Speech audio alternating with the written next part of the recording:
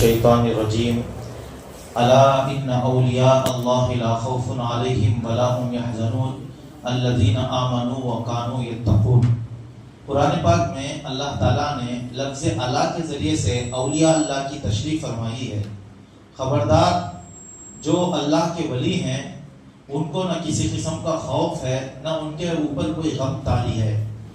الذین آمنوا وکانوا یتقون، اللہ کے ولی وہ ہیں جو ایمان لاتے ہیں اور اللہ کے اوپر اور اللہ سے ڈرتے رہتے ہیں۔ رسول پاک صلی اللہ علیہ وسلم سے پوچھا گیا کہ یا رسول اللہ، ولی کس کو کہتے ہیں؟ نبی صلی اللہ علیہ وسلم نے ایک جامع صفت بتائی، الذین اذا رؤوا ذکر اللہ۔ اللہ کے ولی وہ ہوتے ہیں جن کو دیکھنے سے اللہ یاد آ جائے، جن کو دیکھنے سے اللہ یاد آ جائے۔ ہر دم اللہ میاں کا ذکر کرتے کرتے کرتے اپنی کچھ حیت ایسی بن چکی ہے کہ ان کو دیکھتے ہی لوگوں کی توجہ اللہ کی طرف ہو جاتی ہے کہ ہاں یہ اللہ والے ہیں۔ ان کو دیکھتے ہی اللہ میاں یاد آ رہا ہے۔ آدمی اللہ والا بنتا کیسا ہے؟ جو بھی مومن ہے، جو بھی مومن ہے وہ اللہ کا ولی ہی ہے۔ جو بھی جس کو بھی اللہ تعالیٰ نے ایمان دیا ہے وہ اللہ کا ولی ہے۔ رسول پاک صلی اللہ علیہ وسلم نے فرمایا، اللہ تعالیٰ نے ان اللہ قسم بینکم اخلاقکم کما قسم بینکم ارزاقکم، جیسے تمہاری روزی کو اللہ تعالیٰ نے تقسیم کیا ہے ایسے اللہ نے تمہارے اخلاق کو تقسیم کیا ہے۔ وَإِنَّ اللَّهَ لَيُؤْتِي الدُّنْيَا لِمَن يُحِبُّ وَمَن لَّا يُحِبُّ، اللہ دنیا چاہنے والے کو بھی دیتے ہیں، دنیا نہیں چاہنے والے کو بھی دیتے ہیں۔ وَإِنَّ اللَّهَ لَا يُؤْتِي الدِّينَ إِلَّا مَن يُحِبُّ، لیکن اللہ تعالیٰ دین اسی کو دیتے ہیں جس کو اللہ چاہتے ہیں، جس کو اللہ چاہتے ہیں۔ پھر رسول پاک صلی اللہ علیہ وسلم نے فرمایا، فَمَنْ أَعْطَاهُ الدِّينَ فَقَدْ أَحَبَّهُ، جسے اللہ تعالیٰ نے دین دیا ہے یعنی مسلمان بنایا ہے، اس سے اللہ محبت کرتا ہے، اس سے اللہ محبت کرتا ہے۔ یہ رسول پاک صلی اللہ علیہ وسلم نے فرمایا۔ ابتدائی مرحلے میں جو بھی مومن ہے وہ ولی ہے، لیکن اس ولایت میں ترقی کیسے ہو؟ آدمی تقوی پرہیزگاری اختیار کرے۔ تقوی کس کو کہتے ہیں؟ ہر طرف کانٹے ہیں، ہر طرف کانٹے ہیں۔ ان کانٹوں میں چلنے کے لیے آدمی اپنے کپڑوں کو سمیٹتا ہے کہ کہیں میرے کپڑوں میں کوئی کانٹا نہ لگ جائے، یا میرا کپڑا کسی کانٹے کو لگ کے گھسیٹے نہ جائے، تو اس لیے اپنے کپڑے کو جو سمیٹ کے چلتا ہے اسی کو تقوی کہتے ہیں۔ کہ آدمی دنیا میں رہتے ہوئے حرام حلال کی تمیز کرتے ہوئے کہ کیا کھانا ہے کیا نہیں کھانا ہے، کس کے ساتھ ملنا ہے کس کے ساتھ نہیں ملنا ہے، ان ساری چیزوں کا پاس و لحاظ کرتے ہوئے جب آدمی جاتا ہے تو متقی بنتا ہے۔ دیکھیے، ہم عام طور سے ہمارے معاشرے میں تقوی کی ولی کی ایک صورت بنا لی گئی ہے کہ اس حیت سے اگر کوئی آدمی ڈھل جاتا ہے تو لوگ اس کو ولی سمجھنے لگتے ہیں کہ لمبے لمبے بال ہوں، زلفیں دراز ہوں اس کے، اور اسی طرح جو ہے کیف متفق اس کی داڑھی ہو، خواہ وہ داڑھی سنت کے موافق ہو یا نہ ہو، لمبی ٹوپی ہو اور ہاتھوں میں جو ہے بہت سارے انگوٹیاں ہوں۔ یہ جب انگوٹی کی بات آئی تو میں آپ کو سنائے دیتا ہوں، انگوٹی پہننا سنت نہیں ہے، انگوٹی پہننا سنت نہیں ہے، انگوٹی پہننا ایک ضرورت ہے۔ رسول پاک صلی اللہ علیہ وسلم نے انگوٹی جو پہنی تھی وہ مہر کے طور پہ استعمال کرتے تھے۔ جب خطوط رسول پاک صلی اللہ علیہ وسلم لکھتے تھے تو ان خطوط کے اخیر میں سیل ڈالنا تھا، تو نبی صلی اللہ علیہ وسلم کی انگوٹی میں ان کی سیل تھی، محمد الرسول اللہ۔ اس کی نوعیت یہ تھی، پہلے نیچے محمد، اس کے اوپر رسول، اس کے اوپر اللہ، اللہ کا نام پہلے، بعد میں رسول، اس کے بعد محمد۔ یہ نوعیت کی سیل رسول پاک صلی اللہ علیہ وسلم کی تھی۔ خط کے لکھنے کے بعد اور انگوٹی کا نگینہ اس طرف ہوتا تھا، ہم لوگ نگینہ ادھر رکھتے ہیں، کنکر ادھر رکھتے ہیں، نبی صلی اللہ علیہ وسلم کا ادھر ہوتا تھا۔ خط لکھنے کے بعد اس طرح سیل لگاتے تھے، یہ تھا، اس کو کہتے ہیں ضرورت۔ لیکن لوگوں نے اس کو بھی سنت کہہ کے نہ جانے کیا کیا کر لیا۔ 4 گرام کی انگوٹی ہو، نگینہ چھوڑ کے لوگ اتنی موٹی ڈال لیتے ہیں کہ جتنا موٹا کنکر ہوگا اتنا موٹا تقویٰ ہوگا۔ صحیح تو ہے؟ حالانکہ ایسا نہیں ہے۔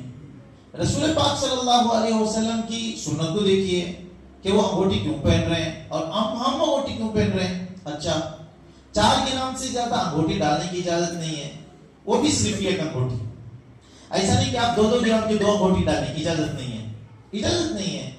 اچھا ایک انگوٹھی میں 2 کنکر ہو, اس کی بھی اجازت نہیں ہے. یہ ایک انگوٹھی میں ایک ہی کنکر ہوگا, ایک انگوٹھی میں ایک ہی کنکر. آج جو یہ لوگ کنکر میں بھی فراڈ کرتے ہیں, کہتے ہیں روزی میں برکت والا کنکر, روزی میں برکت والا کنکر. کہیں مت جائیے آپ, دادا پڑھ جائیے, آپ کو پتا چل جائے گا. ڈھیر سارے کنکر رکھے ہوئے ہوں گے, وہ لوگ قسمت ہماری بتا دیں گے کیا چاہیے آپ کو. آپ کو اگر کمائی میں برکت چاہیے تو یہ لے لو, آپ کو اگر بچے چاہیے یہ لے لو, یہ لے لو, یہ لے لو, یہ لے لو. آپ کی پوری قسمت مالک گھر میں مل جائے گی آپ کو. میرے نکاح کے وقت میں ہمارے ایک استاد آئے تھے, حضرت مولانا ریاض احمد صاحب دعوت برکاتہ العالیہ. انہوں نے اس کی تقریر سنی تو مجھے پوچھنے لگے بیٹا یہ کیا کہہ رہا ہے, کیا سچ ہے؟ تو کہا حضرت ٹھہریے, ان کا نام ریاض تھا.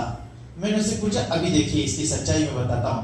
بھائی صاحب آپ کے پاس اتنے سارے کنکر ہیں, ریاضی کنکر بھی ہے, ریاضی, حالانکہ ریاضی کوئی کنکر ہی نہیں ہے, حضرت کی طرف منسوب کرتے ہوئے ریاضی کنکر ہے. تو تھوڑی دیر سوچ کے کہا ہاں منگل میں آئے گا, منگل کو دوں گا. تو میں حضرت نے کہا دیکھ لیا آپ نے, دیکھ لیا. اگر میں اسے ازہری کنکر کہتا تو وہ چاشمے کے دن آ جاتا, فریدی کنکر وہ جمعرات کے دن آ جاتا. کوئی کنکر ان کے پاس خالی نہیں ہے, جتنے شنکر اتنے کنکر, ان کے پاس بھی کنکر ہی کنکر ہیں. تو یہ ہوتا ہے.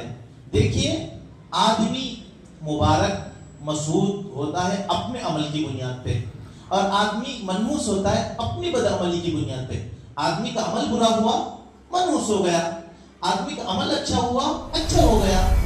امام اعظم ابو حنیفہ رحمۃ اللہ علیہ کے پاس ایک آدمی نے کیا پوچھا تھا کہ حضرت پتہ نہیں ہر چیز کا معمول میرے گھر میں ہے, تلاوت ہے, نماز ہے, سب کچھ ہے, گھر میں برکت نہیں ہے. تو حضرت نے بہت تدبر کے بعد کہا تھا کہ کیا تم اپنے گھر کے سامنے پردہ لٹکاتے ہو؟ کہا حضرت پردہ نہیں ہے, مطلب پردہ اسکرین جو لگاتے ہیں وہ. تو کہا چلنے پھرنے والے جو بے نمازی ہوتے ہیں, جب ان کی نگاہیں تمہارے گھر کے اوپر پڑتی ہے تو ان کی نگاہوں کی بنیاد پہ تمہاری برکت ختم ہو رہی ہے. تو مطلب کیا ہے, بے نمازی چلتے ہوئے, رستے میں چلتے ہوئے اگر کسی کے گھر میں نگاہ ڈال دے جاتا ہے تو برکت جاتی ہے. گھر میں اگر بے نمازی سو رہا ہے تو پھر اس کا کیا ہے, اس کا کیا ہے؟ کیوں ہم خواہ گھگو کو بدنام کریں, کوے کو بدنام کریں کہ گھر میں گھگو بیٹھ کے چلا گیا نحوست آ گئی, کوا بیٹھ کے چلا گیا نحوست آ گئی. گھر پہ بے نمازی جو سویا ہے وہ سب سے بڑا گھگو ہے, نحوست تو اس سے آ رہی ہے. اب اسے کیا کریں گے آپ بتاؤ, کہاں سے لائیں گے؟ رسول پاک صلی اللہ علیہ وسلم کا ایک فرمان ہے, آدمی کو غسل کی حاجت ہوئی, غسل کی حاجت ہونے کے بعد وہ نہانے کے لیے نہیں گیا, نماز کا وقت آیا چلا گیا, تو وہاں سے فرشتے چلے جاتے ہیں, فرشتے چلے جاتے ہیں, جنوبی کی رہنے کی بنیاد پہ فرشتے چلے جاتے ہیں. اب بتاؤ کون ہوا, منحوس کون ہوا؟ آدمی جو سویا ہے, سورج اٹھنے سورج نکلنے کے بعد اب حمام شریف کو جا رہا ہے بقیع شریف لے کے, اب کہاں رہے گی برکت, کہاں رہے گی؟ تو میرے دوستو آدمی کے اندر کے تقوی سے آدمی مبارک ہوتا ہے. اب جب یہ چیز گئی تو وہاں سے وہ منحوس ہوتا ہے. راستے میں چلتے ہوئے بلی آ گئی تو بلی کے آنے کی بنیاد پہ کچھ نہیں ہوتا ہے, کتے کے آنے کی بنیاد پہ کچھ نہیں ہوتا. بیچارہ اس کا کیا قصور ہے, راستے میں ہم چلتے ہیں تو وہ بھی چلتا ہے کہ وہ ہمارے راستے میں, ارے صبح اٹھتے ہی میں نے اس کی صورت دیکھ لیا, شنی ہے, شنی آپ ہیں. آپ نے اگر فجر کی نماز نہیں پڑھی ہے تو آپ ہیں شنی. بیچارہ وہ صبح میں اٹھ کے اپنی ہوٹل کھول رہا ہے یا دکان کھول رہا ہے, آپ اس کو کیوں شنی کہہ رہے ہیں؟ شنی تو جیسے کہتے ہیں دلندر آیا دروازہ کھولو, آپ نے سنا ہوگا. دلندر تو یہ آدمی ہوتا ہے. حدیث پاک میں کیا ہے, فجر کی نماز جو آدمی پڑھتا ہے اس کے ہاتھ میں روزی کا جھنڈا دے دیا جاتا ہے. تو مطلب کیا ہے, روزی اس کے ہاتھ میں مقدر ہو گئی. فجر کے وقت میں جو سویا وہ روزی کو کھویا. نوم الصبح یمنع الرزق. تم کون سی بھی دکان کھول لو, میڈیکل کھول لو, لوہے کی دکان کھول لو, حجام صاحب کی دکان کھول لو, ہاں کچھ بھی دکان کھول لو, لیکن برکت چاہیے تو فجر کی نماز پڑھ کے اس کو کھولو. مانا کہ فجر کے بعد حجام صاحب میں کوئی آتا نہیں ہے, فجر کے بعد کینٹین میں جاتے ہیں, لیکن فجر کے بعد کھولنے کی تاثیر ہی کچھ اور ہے. تو الغرض سنتوں کے اہتمام کے ساتھ آدمی ولی بنتا ہے. ایک صاحب آئے, ایک عورت گئی ایک حضرت کے پاس. حضرت بھی بڑے شانے تھے, بہت شانے, یا عورت اس سے بھی بڑی شانی تھی. کہا حضرت بہت بڑی پریشانی آئی ہے, اس پریشانی کو دور کرنے کے لیے میں کچھ بھی کر سکتی ہوں, آپ کچھ حل بتا دیجیے. حضرت سوچے, ہو یہ میری جال میں پوری طرح سے پھنسی ہوئی چڑیا ہے, اب اس کا مکمل علاج کرنی چاہیے. تو کہا بھائی میں نے بہت سوچا, استخارہ کر لیا. استخارہ کیوں ٹی وی والا استخارہ, یوں گئے حضرت استخارہ مل گیا, یوں بول دیا, ایسا استخارہ, ڈیجیٹل استخارہ, حدیث میں بھی ڈیجیٹل استخارہ. تو کر کے کہا تمہارے مسئلے کا حل مجھے مل گیا ہے. دیکھو انبیاء کہتے ہیں 1,24,000 ایسا کرو, ایک نبی کے نام پہ 1 روپیہ صدقہ کرو, ایک نبی کے نام پہ 1 روپیہ صدقہ کرو اور تمہارا مسئلہ حل ہو جائے گا. یہ حضرت تو پورا قرار کر رہے ہیں. سچ حضرت بہت اچھی چیز ہے, میں صدقہ کر دوں گی. آپ ایسا کیجئے, ایک نبی کا آپ نام بولتے جائیے, میں 1 روپیہ دیتے جاؤں گی. ایک نبی کا نام لیتے جائیے, 1 روپیہ دیتے جاؤں گی. کیا ہوا, حضرت کی بھانڈا پڑ گیا حضرت کا. تو خیر الغرض, حضرت امام شافعی رحمۃ اللہ علیہ نے سنا, ان کے شاگردوں نے کہا حضرت فلاں علاقے میں اللہ کے بہت بڑے ولی رہتے ہیں, جانی چاہیے. اللہ کے اگر ولی ہیں ضرور بھی ضرور جانی چاہیے, اس میں کوئی شک نہیں ہے. اللہ کے ولیوں کو دیکھنا خود ایک عبادت ہے. نیک لوگوں کی صحبت میں بیٹھنے کا فائدہ بہت ہوتا ہے. آپ لمحے کے لیے بیٹھے, منٹوں کے لیے بیٹھیے, ضرور بھی ضرور ان کی صحبت کا فائدہ ہم کو ملتا ضرور ہے. دیکھیے ہریے کی طبیعت میں سرقہ ہے, سرقہ, چوری. آپ کسی اچھے آدمی کے ساتھ اٹھنا بیٹھنا کیجئے, خود بخود اس کی اچھائی آپ کے اندر آئے گی. کسی برے آدمی کے ساتھ بیٹھنا شروع کیجئے, خود بخود آپ کو پتہ نہیں چلے گا, غیر شعوری طور پہ آپ کے اندر وہ برائی آتی چلی جائے گی. اس لیے کہ انسان کے اندر سرقہ ہے, چوری کا مادہ ہے. تو نیک لوگوں کی صحبت میں بیٹھیں گے, ان کی نیکی کا فائدہ ہم کو ہوگا. اس لیے نیک لوگوں کی صحبت میں بیٹھنی چاہیے. تو امام شافعی رحمۃ اللہ علیہ نے پوچھا صاحب واقعی تک اللہ والے, حضرت نے بہت چرچا سنا ہے, اللہ والے ہیں, جانی چاہیے. وقت طے کر لیا کہ تم سب تیار ہو, ہم جائیں گے. تو حضرت جو ہے بہت لمبا سفر طے کر کے گئے اللہ والوں کو ملنے کے لیے. لیکن گئے تو جہاں منزل تھی وہاں منزل میں ایک گھر تھا. گھر کے باہر جو ہے ریت پڑی ہوئی تھی, بالو میں کچھ نشانات تھے, ایسے نشانات تھے, ادھر پیر کے نشان تھے, ادھر ایسے نشان تھے. تو حضرت نے پوچھا یہ صاحب یہ نشان کیسا ہے؟ کہا معلوم نہیں آپ کو, یہاں ایک بہت بڑے اللہ والے رہتے ہیں, وہ اللہ والے ریتی میں نماز پڑھتے ہیں, بڑے خلوص کے ساتھ, خشوع خضوع کے ساتھ ریت میں نماز پڑھتے ہیں, اور یہ اللہ والے کی سجدے کے نشانات ہیں. چلو ریت میں پڑھنا کوئی برا نہیں ہے, ہم جنگل میں جائیں, مصلی نہیں ملے گا, ہم نماز پڑھ لیں گے, مٹی پہ پڑھ لیں گے, کوئی برا نہیں. نماز پڑھنے کے لیے صرف نماز پڑھنے کی جگہ کا پاک ہونا ضروری ہے. بس سفروں میں پتہ چلے گا, جب ٹرین وغیرہ میں کہیں جگہ ہی نہیں ہوتی ہے تو اخیر میں جائے اما کہاں ملتی ہے معلوم؟ جہاں حمام ہوتا ہے, بیت الخلا ہوتا ہے, وہاں جائے اما ہے نماز پڑھنے کے لیے, وہ بھی مل جائے تو بہت غنیمت ہے. بس اتنا ہے. تو حضرت نے کہا, امام شافعی رحمۃ اللہ علیہ نے اپنے دوستوں سے کہا بھائی چلو واپس چلتے ہیں. کہا حضرت اتنا لمبا سفر طے کر کے آئے اللہ کے ولی کو ملنے کے لیے, اور آپ ملے بغیر واپس جا رہے ہیں؟ نہیں چلیے, میں کہہ رہا ہوں آپ کو چلیے. جس آدمی کی زندگی میں نماز کی سنت نہیں ہے, رسول پاک صلی اللہ علیہ وسلم جب سجدہ کرتے تھے تو اپنے انگلیوں کو ملا کے رکھتے تھے, اور یہ کیسے اللہ والے ہیں کہ اس طرح پھیلا کے رکھ رہے ہیں؟ نماز کی سنت ان کی زندگی میں نہیں ہے, تو یہ ولی کیسے ہو سکتے ہیں؟ چلو واپس چلے گئے. یہ ولایت کا معیار کہہ رہا ہوں, ولایت کا معیار. اب بایزید بستامی رحمۃ اللہ علیہ بہت بڑے اللہ والے ہیں, ان کے شاگردوں نے بھی کہا ایک اللہ والے رہتے ہیں جنگل کے پار میں, ان سے ملاقات کرنی چاہیے, تو چلو چلتے ہیں. چلے گئے, کئی دور کا سفر طے کر کے گئے تو منزل جہاں ملی وہاں سے ایک صاحب نکلے, قبلے کی طرف تھوکے چلے گئے. اب پوچھا بھائی وہ جو باہر کے تھوکے گئے وہ کون تھے؟ ارے اللہ والے ہیں بھائی, جن کا چرچا چارتام کے عالم میں بہت ساری کرامتیں ان سے صادر ہو رہی ہیں. بایزید بستامی رحمۃ اللہ نے کہا چلو چلتے ہیں, واپس لے کے اپنے مریدوں کو چلے گئے. جس آدمی کے پاس قبلے کا احترام نہیں ہے, قبلے کی طرف تھوک دیتا ہے, وہ ولی کیسے ہو سکتا ہے؟ چلو واپس چلتے ہیں, چلے گئے. ولی تو یوں ہوتے ہیں جس آدمی کی زندگی میں یہ ایک سنت رچ بس گئی ہو. اب ہم لوگ کیا کرتے ہیں, جو آدمی کوئی کرتب دکھاتا ہے اس کو ولی سمجھنے لگتے ہیں. تو زمانے کے سب سے بڑے ولی مرشد ہو گئے, جو پہلے آنکھ بھی نکال کے اس طرح ہاتھ میں رکھ کے دکھاتے تھے. وہ جو کرتب دکھاتے ہیں اپنے اس سے آنکھ نکال کے اس طرح ہاتھ میں رکھ کے بتاتے ہیں, یہ نظر بند اس کو کہتے ہیں, نظر بند. یہ ہوتا تھا. کیا وہ ہو گئے ولی کہ کچھ بھی نہ کرو, نماز بھی نہ پڑھو, معرفت طریقت کا نام لے کے گانجے میں پوری زندگی مشغول کرتے رہو، ہاں سحری میں جب اٹھانے کے لیے آؤ تب بھی فل ٹائٹ گڈ نائٹ رہو، تب بھی ولی نہیں۔ ولایت کے لیے ایمان کے بعد سب سے بڑی شرط رسول پاک صلی اللہ علیہ وسلم کا سچا پکا متبع۔ یہ کرتب جب دجال آئے گا انشاءاللہ، چلو بات آئی دجال کے بارے میں، کل میں آپ کو بتا دوں گا کہ دجال کیا کیا کرے گا۔ دجال کو دیکھ کے بہت سارے لوگ اس کی طرف آ جائیں گے، اچھے اچھے لوگ آئیں گے۔ مدینہ منورہ جیسے علاقے میں 60,000 افراد اس کی طرف چل جائیں گے۔ بولو چکمولور کا کیا حال ہوگا، کڑور کا کیا حال ہوگا؟ اس کے کرتب ایسے ہوں گے، جو لوگ کرتبوں کو دیکھ کے بھاگتے ہیں وہ لوگ دجال کی طرف بھی ایسے ہی بھاگیں گے، ایسے ہی بھاگیں گے۔ کرتب یہ ولایت کی نشانی نہیں ہے۔ بایزید بستامی رحمۃ اللہ علیہ کے پاس ایک آدمی 10 سال رہا، 10 سال کے بعد جانے لگا۔ اچھا حضرت کیوں جا رہے ہو؟ نہیں حضرت میں آپ کو ولی سمجھ کے آیا تھا۔ ہاں کیا ہوا، ولی نہیں ہوں؟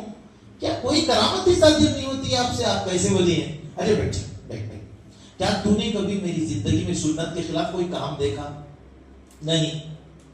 اس سے بھی بڑھ کر کوئی تمہیں کرامت چاہیے کہ زندگی میں کوئی عمل سنت کے خلاف نہیں ہو رہا، اس سے بھی بڑھ کر چاہیے۔ خواجہ معین الدین چشتی اجمیری رحمۃ اللہ علیہ، آج ان کا لوگ خوب نام لیتے ہیں، ان کی زیارت کے لیے جاتے ہیں، لیکن زندگی پڑھتے نہیں۔ سنجر سے کیوں آئے تھے؟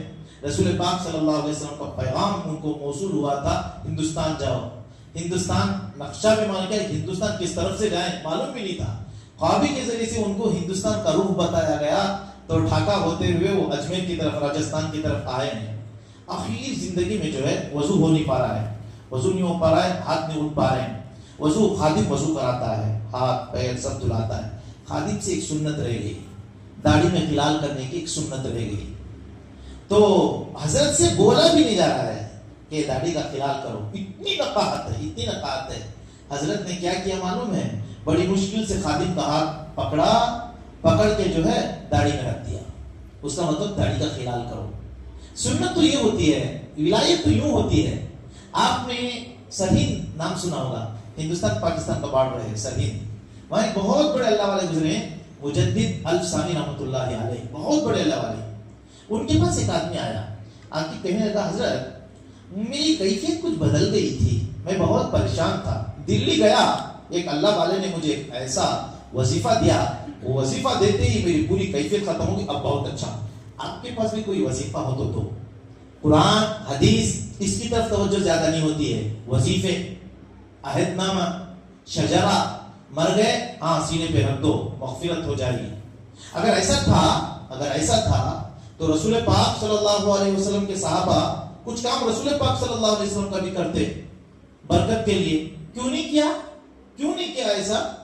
ہاں معاویہ رضی اللہ تعالیٰ عنہ کے بارے میں آتا ہے، ان کے پاس رسول پاک صلی اللہ علیہ وسلم کے بال تھے تو ان بالوں کی بہت حفاظت کرتے تھے، بالوں کی بہت جہاں بھی جاتے تھے وہ اپنے پاس، اس میں کوئی شک ہی نہیں۔ رسول پاک صلی اللہ علیہ وسلم کا بال دنیا و ما فیہا سے بہتر ہے، اگر وہ مل جائے تو ہماری نجات کے لیے کافی ہے۔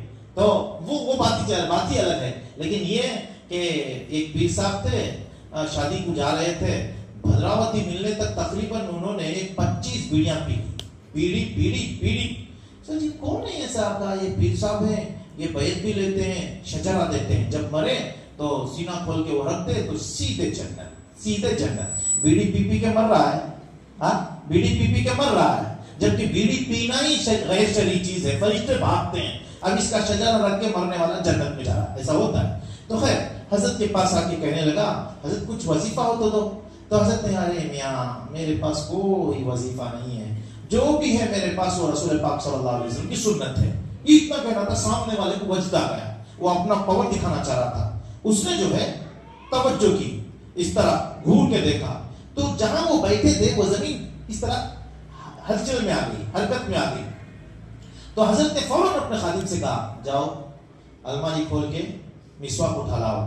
وہ خادم ڈھلتے مسواک اٹھا لایا، مارو اسے یہاں، مسواک مارتے ہی زمین رک گئی۔ حضرت نے کہا ارے میاں کان کھول کے سن لو، تم نے توجہ کی، سرہند کی زمین ہلنے لگی۔ میں اگر توجہ کرتا سرہند کے جو مردے ہیں وہ زندہ ہو جاتے، لیکن تمہارے توجہ کر کے زمین کو ہلانے سے میرے توجہ کر کے مردوں کو زندہ کرنے سے بہتر یہ ہے کہ آدمی وضو میں سنت کے مطابق مسواک کر لے. یہ سب سے بڑی کرامت ہے، سب سے بڑی کرامت ہے. تو میرے دوستو، آج ولایت کے معیار کے سلسلے میں ہم بہت سرگرداں ہیں. آدمی تقوی پرہیزگاری کے ذریعے سے ولی بنتا ہے. اسی لیے رسول پاک صلی اللہ علیہ وسلم نے فرمایا اللہ نے اپنے بندوں میں سے 300 بندوں کو منتخب کیا. کتنے؟ 300 بندوں کو منتخب کیا. پھر اس میں سے 40 بندوں کو منتخب کیا، پھر اس میں سے 5 بندوں کو منتخب کیا، پھر اس میں سے 3 بندوں کو منتخب کیا، پھر 3 میں سے 1 کو منتخب کیا. یہ ہیں غوث، قطب، ابدال، نقیب، نجیب، وطن. یہ رتبے ہیں. یہ رتبے جہاں 40 ابدال ہوتے ہیں، جہاں ایک ابدال کا انتقال ہو گیا، اللہ نے فوراً وہ ابدال کی جگہ دوسرے ابدال کو داخل فرما دیتے ہیں. یہ ولی ہیں. لیکن آج جو ہے یہ تھانوی رحمۃ اللہ علیہ کو ایک آدمی نے لکھا، حضرت مجھے ایسا لگتا ہے میں اب ابدال ہو چکا ہوں. کیا؟ ابدال ہو چکا ہوں. تھانوی رحمۃ اللہ علیہ نے اس کا جواب لکھا، اچھا اب تک تم گوشت تھے اب دال ہو گئے ہو. اب تک تم گوشت تھے اب دال ہو گئے ہو. تو اس کے دماغ میں جو خناس تھا اس کو نکالا. ارے بے وقوف کہیں گے، تجھے کو خود مان ہوگا کہ تو ابدال ہو گیا. چھوٹی موٹی کچھ حرکتیں دیکھتے ہو، کچھ برکتیں دیکھتے ہو، دعویٰ کرنے لگتے ہو. تو یہ جو ہے کرامت میں یاد نہیں ہے. جس آدمی کی زندگی میں قرآن حدیث کے موافق اس کی زندگی ہو، رسول پاک صلی اللہ علیہ وسلم کی سنتیں ہوں، نماز کبھی بھی معاف نہیں ہو سکتی ہے. نماز کبھی بھی معاف نہیں ہو سکتی. نماز اگر معاف ہونے کا ہوتا تو رسول پاک صلی اللہ علیہ وسلم کو آخری وقت میں معاف ہو جاتی. جب ان کو معاف نہیں ہوتی، کسی کو معاف ہونے کا مطلب ہی نہیں. ایک صاحب جو ہے نمازوں کے بہت پابند تھے، لیکن ہمیشہ دوسروں کو حقیر نگاہ سے دیکھتے تھے. کینٹین میں بیٹھ کے لوگوں سے ارے بے وقوف ہٹ جا، کہیں تیری نوست مجھے نہ لگ جائے، ایسے الفاظ سے کہتے، ارے ہٹ فرید چل کل میں تیری صورت دیکھ کے گیا، نماز میں خشوع ہی ختم ہو گیا تھا. ایسا چھیڑا کرتے تھے. ایک صاحب بڑے شانے تھے، انتظار میں تھے، ان کو پانی پلانی چاہیے، سب کو یہ حقیر نگاہ سے دیکھتے ہیں. ایک مرتبہ کیا ہوا، رات ان کے گھر کے ہٹالے پہ چڑھ گئے. تہجد کے وقت میں وہ صاحب وضو کے لیے اٹھتے تھے تو آہستہ سے ان کا نام فرید، ارے کون کہہ رہا ہے؟ میں جبریل آؤں، میں جبریل. اچھا جبریل علیہ السلام، ارے لوٹا اندر. کھڑے ہو گئے. ہاں بولو کیا بات ہے؟ ارے اللہ میاں تیری عبادت سے پوری طرح سے راضی ہو گیا ہے، اب ٹھنڈ میں اٹھنے کی ضرورت نہیں ہے، تو جا کے سو گئے. اب فجر کی نماز میں بھی نہیں، ظہر میں بھی نہیں، عصر میں بھی نہیں، مغرب میں بھی نہیں. لوگ پریشان ہو گئے. ارے سب کو تانا دیتا تھا یہ بزرگ، آج خود نماز سے غائب ہو گیا. گھر ملنے کے لیے گئے، دوسرے دن ملنے کے لیے، اب دیکھنے کے لیے تیار نہیں کسی کو. ارے کیوں آ جاتے ہو میرے گھر؟ کیا تم اس قابل ہو کہ میرے گھر آ جاؤ؟ ارے سوچا بھی تم نے کچھ میرے بات کرنے کے قابل ہو؟ ارے حضرت ہوا کیا؟ 5 وقتہ نماز میں آپ غائب ہو، بیمار ہو کے گھر میں پڑھتے ہو. ہاں تم اس قابل ہو گئے کہ مجھ سے سوال کرو نماز کے بارے میں. اب بہت زیادہ اصرار ہوا تو کہا ارے پڑھتوں رات تہجد میں اللہ تعالیٰ نے خود جبریل کو بھیج دیا تھا. جبریل آنے کا سوال ہی نہیں ہے، جبریل کو بھیج دیا. اچھا کیا کہا جبریل نے؟ اب جبریل نے کہا اب نماز پڑھنے کی ضرورت نہیں، تہجد میں مشقت اٹھانے کی ضرورت نہیں ہے. تو جو ہے وہ لوگ آئے، کینٹین میں بیٹھ کے مذاکرہ کر رہے تھے. ارے سنا وہ ہمارے گاؤں کے وہ ناٹی پیران تھے نا، ان کے پاس جبریل آ گئے. اچھا تو یہ آدمی جو شانہ جبریل بن کے گیا تھا وہ ہنسنے لگا، خوب کھلکھلا کے ہنس رہے. ارے کیا ہوا؟ ارے وہ جبریل میں ہی تھا، رات میں ان کے ہٹالے میں چلا گیا تھا. اب یہ بیوقوف، اس کے پاس علم تو تھا نہیں، بیوقوف پھنس گیا. تو ایسے کئی لوگ ہوتے ہیں جن کو شیطان جھانسا دیتا ہے. شیطان کیا دیتا ہے؟ جھانسا دیتا ہے. اس کی ایک مثال میں آپ کو بتاؤں. عورتوں کے اوپر کبھی حاضری ہوتی ہے، دیکھا آپ نے؟ عورتوں کو حاضری ہوتا ہے. ارے وہ آپا ہے نا، اسے حاضری ہوتی ہے. کون آتے ہیں؟ ارے فلاں اللہ کے ولی آتے ہیں. واہ واہ واہ واہ واہ، اللہ کے ولی وہ عورت کے پاس آئیں گے. جب اللہ کے ولی زندہ تھے، اپنی عورت کے علاوہ کسی کو دیکھا تک نہیں تھا. اب وہ چکمولور کی عورت کے پاس بھی اللہ کے ولی آئیں گے. آپ خود سوچو نا تھوڑی دیر کے لیے، یہ اب اگر چکمولور کی عورت کے پاس آئے تو اللہ کے ولی کہاں رہے؟ سوچو نا تھوڑی دیر کے لیے. تو کامن سینس ہے نا. تو ایسا دھوکہ ہو جاتا ہے عام طور سے. ہاں ولی یہ نہیں. اللہ میاں ہم لوگوں کو توفیق دے. حقیقت میں اللہ میاں ہم کو بھی ولی بنائے، ہمارے آل اولاد کو بھی ولی بنائے، تقوی پرہیزگاری کا ہم کو خوگر بنائے، متقی پرہیزگار بنائے. آمین ثم آمین. وآخر دعوانا الحمدللہ رب العالمین.